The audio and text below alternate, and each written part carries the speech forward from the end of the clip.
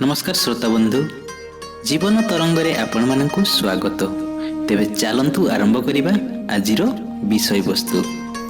अधिक घिओ कुआरी बा आलोवेरा व्यवहार कले होई पारे एही गभीर समस्या।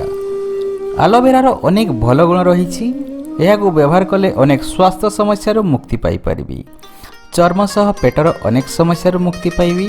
मात्र एहार अत्यधिक व्यवहार कले केतेक स्वास्थ्य समस्या देखा जाई पारे। केतेक गंभीर समस्या हेबार निजर रही। आलोवेरा अत्यधिक व्यवहार कले कौन असुविधा हुए चलतु जानिबा एही भिडियो रे। आलोवेरार व्यवहार सीमित समय मध्य करने आवश्यक। यह व्यवहार कले मध्य अनेक फायदा मध्य मिली थाए। तेबे अधिक आलोवेरा व्यवहार कले पेट संबंधी समस्या होई पारे। यार अधिक व्यवहार कले शरीर में पोटासियम मात्रा वृद्धि हुई। यह उच्च रक्तचाप हाइपरटोनिस थिबा व्यक्ति मानक पई बहुत लाभदायक।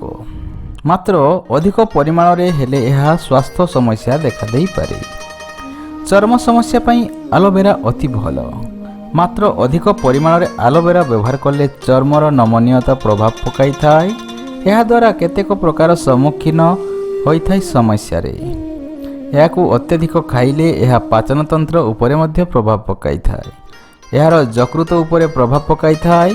मात्र आलोवेरा मनीष स्वास्थ्य पई अति लाभदायी। याकू उचित मात्रा रे सेवन करिबा दरकार। डाक्तरंक परामर्श अनुसार याकू उचित परिमाण रे सेवन करिबा भल अटे। जानिली अत्यधिक घिओ कुआरी बा आलोवेरा व्यवहार कले होई पारे गंभीर समस्या। हाँ श्रोता बंधु, जदि आपनको वीडियो भल लगी तेबे लाइक करिवे एवं चैनल को सब्सक्राइब करि नेबे।